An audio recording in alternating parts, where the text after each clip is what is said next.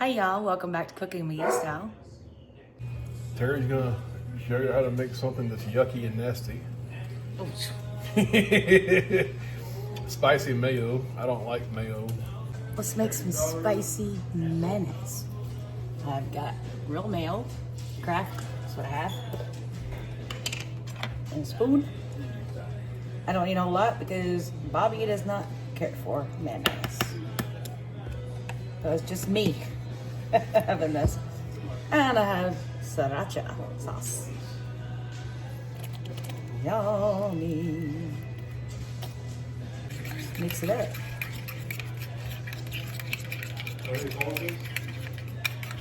There you go.